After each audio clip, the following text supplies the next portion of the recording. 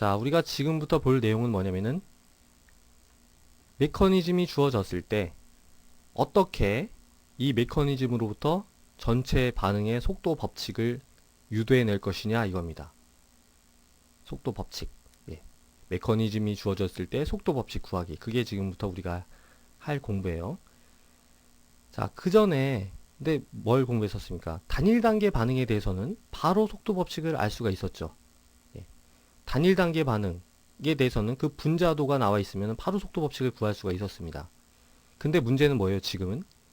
단일 단계뿐만 아니라 이런 복잡한 다단계 메커니즘에 대해서도 어떻게 하면 속도 법칙을 구할 수 있을 것이냐, 그걸 지금 생각을 하는 거예요. 자, 그냥 생각하면 굉장히 복잡하겠죠. 예. 왜냐면은 하나라면 단순하지만 여러 개면 어때요? 굉장히 복잡하고 이 모든 단일 단계의 속도 법칙이 전부 다 이 전체 속도 법칙에 어떤 영향을 줄 것 같잖아요. 근데 사실은 그렇지 않다 이겁니다. 예. 아무리 그 과정이 복잡해도요. 전체 속도를 결정짓는 단계는 딱 하나밖에 없다 이거예요. 예. 아무리 과정이 복잡해도 전체 과정의 속도를 결정짓는 거는 딱 하나의 단계밖에 없습니다. 그게 왜 그럴까요? 그렇죠. 어떤 공정이 있다고 해보세요. 메커니즘이라는 것은 어떤 공정이죠. 예. 공정을 거쳐가지고 반응물이 생성물이 되는 건데 다른 게 아무리 빨라도 이 단계가 만약에 느리다고 해보세요. 그러면 얘가 진행이 안 되는 거죠. 그죠? 공장도 마찬가지고 뭐 우리가 식당에서도 많이 경험할 수 있습니다. 예, 밥을 타고 국을 타고 그다음에 반찬을 타는데 반찬이 나오는 속도가 뭐 1분에 하나씩 나온다고 해봐요. 그러면 다른 게 아무리 빨라도 이 통과하는 속도는 1분에 한 명밖에 통과를 못 하는 거죠. 지금 여기에 여러 가지 뭐 톨게이트가 있다고 할 때도 마찬가지입니다. B가 아무리 열려 있어도 A가 막히면은 차가 이 막히는데 통과되는 속도에 따라서 전체 차의 통과 속도가 결정이 되는 거죠. 예. 그래서 이렇게 여러 단일 단계 중에서 가장 느리기 때문에 전체의 속도를 결정짓는 그 단계, 그 단일 단계를 뭐라고 하냐면 바로 속도 결정 단계라고 합니다. 속도 결정 단계. 영어로는 rate limiting step 이렇게 얘기를 하죠. 속도 결정 단계. 그래서 정리를 하자면은 어떤 메커니즘이 주어졌을 때 그 전체의 속도 법칙은 속도 결정 단계의 속도 법칙을 따른다 이거예요. 예.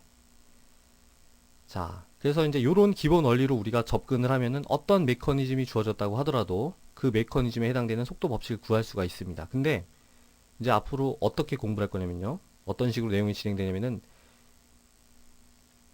예, 여러 메커니즘 중에서 그러니까 여러 단일 단계 중에서 속도 결정 단계가 처음에 있는 경우는 아주 쉬워요. 아주 쉽습니다. 근데 중간 이후에 있는 그 단일 단계가 속도 결정 단계인 경우에는 조금 복잡해요. 그래서 이렇게 두 가지로 나눠서 먼저 얘 먼저 살펴보고 그 다음에 얘를 살펴보도록 하겠습니다. 왜냐면은 이런 경우에는 속도 법칙 안에 그 중간체가 들어가게 돼요. 그래서 중간체를 이제 여러 가지 다른 걸로 치환해서 제거를 해야 되기 때문에 좀 더 복잡합니다. 자, 그럼 이제 요거 먼저 보고 그 다음에 요걸 보기로 하죠. 자, 간단한 거예요, 지금.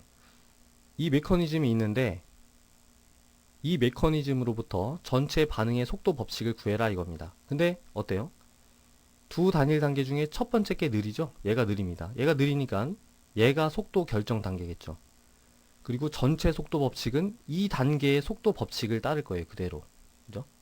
그러면은 전체 속도 법칙은 그냥 이 반응의 이 단일 단계의 속도 법칙입니다.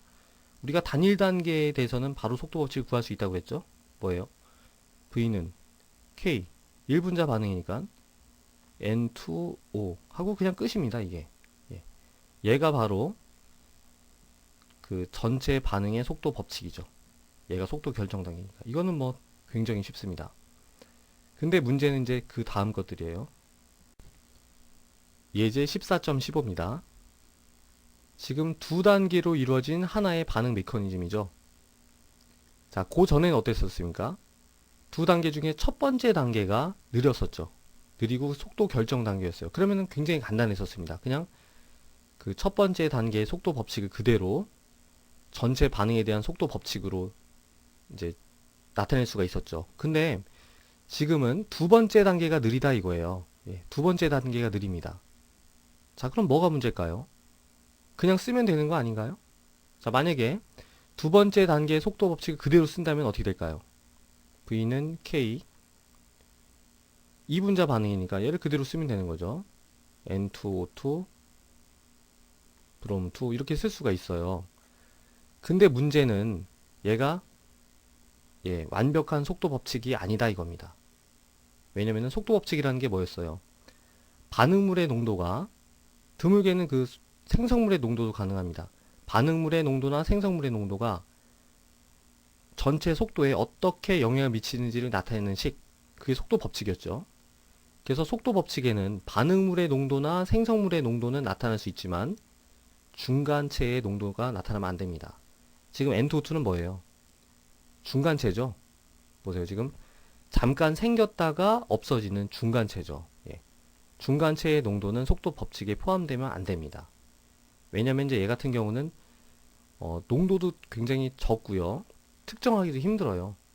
예, 그런 유령 같은 그런 분자의 농도를 이렇게 속도 법칙에다 포함시킬 수는 없는 거죠. 그래서 어떻게 하느냐면은 얘의 농도를 갖다가 결과적으로 없애면 됩니다. 그냥 쏙 빼버릴 수는 없고요. 여러 가지 이제 과정을 통해서 반응물이나 생성물의 농도로 치환을 시켜야 되겠죠. 자, 그렇게 하면 우리가 원하는 완벽한 이 메커니즘에 대한 속도 법칙을 얻을 수가 있습니다. 자, 어떻게 하느냐, 어떤 과정이 필요한지 잠깐 보죠. 이제 요거를 더 단순하게 쓰면 이렇게 쓸 수가 있습니다. A 더하기 A가 B가 됐다가 그냥 C가 된다. 이런 식으로 더 간략하게 표현을 해보겠습니다. 근데 A 더하기 A가 B가 됐다가 또 B는 금방 A 더하기 A가 돼요. 그리고 얘는 빠르지만요. 얘가 굉장히 느리다 이겁니다. 아주 느려요. 자, 그럼 어떤 일이 일어날까요? 예, 어떤 일이? 요런 상황이 어디 있을까요? 우리가 이런 가정을, 그러니까 요런 상황을 생각을 해볼 수 있습니다. 요 항아리가 있어요. 항아리가 있는데 여기 틈이 이렇게 깨져 있습니다. 자, 여기에다가 물을 계속 붓는 거예요. 예, 물을 막 붓습니다. 그래서 꽉 찼어요. 그럼 어떻게 될까요, 이제? 거의 다 새 나오겠죠.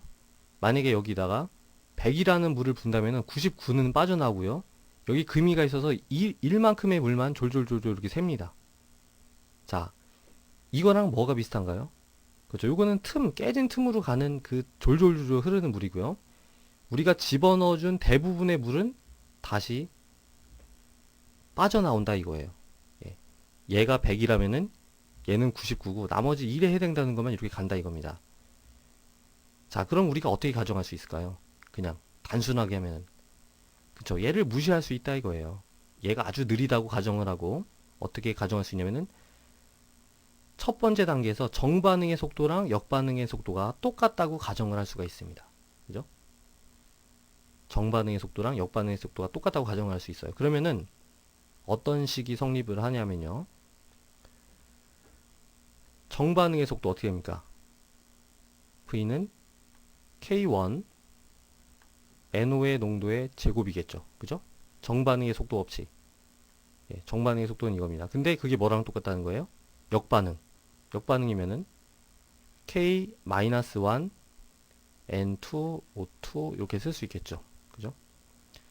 자, 우리가 이렇게 가정을 할 수 있다 이거예요. 자, 이렇게 가정할 수 있으면은 이제 뭘 할 수 있나요? 얘를 갖다가 우리가 다른 방식으로 표현할 수가 있습니다. N2, O2의 농도는 어떻게 표현할 수 있어요? 얘를 그냥 옮기면 되죠? 얘는 K-1분의 K1 NO의 제곱 이렇게 나타낼 수가 있어요. 자, 어때요? 우리가 애초에 계획했던 대로 이렇게 보기 싫은 중간체의 농도를 반응물만의 농도의 형태로 고칠 수가 있죠. 요걸 그대로 따다가 여기다가 착 옮기면 됩니다. 그죠? 그럼 어떻게 될까요? 전체 속도 법칙은 V는 K는 이제 뭐 K-1, K1 여러 가지 K가 조합된 K인데요. 상관이 없습니다. 그냥 어차피 하나의 속도 상수를 대고 K 곱하기 이제 요 K랑 요 K는 똑같은 K는 아닙니다. NO의 제곱 from 2 이렇게 쓸 수가 있는 거죠. 어때요? 전부 다 반응물만, 반응물만 속도 법칙에 포함이 됐고, 요게 바로 최종적으로 완성된 속도 법칙입니다. 자, 그래서 우리가 지금까지 뭘 했습니까? 메커니즘으로부터 속도 법칙을 구하는 걸 공부했었죠. 근데 아무리 단계가 복잡하다고 하더라도 이 중에서 가장 느린 단계 하나가 속도 결정 단계고, 그 속도 결정 단계의 속도 법칙이 전체 속도 법칙이라고 했죠. 근데 만약에 속도 결정 단계가 처음에 있다. 그러면은 아무 문제가 없이 우리가 쉽게 할 수가 있었는데, 두 번째 이후 단계가 속도 결정 단계면은 뭐가 문제였어요? 그 중간체가 포함되는 게 문제였죠. 근데 중간체가 포함되는 거는 이런 가정을 이용해서 반응물의 농도나 생성물의 농도로 치환을 해서 이렇게 완성된 속도 법칙을 구할 수 있었다 이겁니다. 자, 그래서 이제 요거는 여러분들이 조금 더 연습을 해보셔야 돼요. 뭐 어렵지는 않지만 연습이 약간 필요한 부분이고요. 요거에 이어가지고 촉매, 그리고 촉매랑 관련된 그 마이클리스 멘텐식 이런 것들 한번 공부를 해보겠습니다.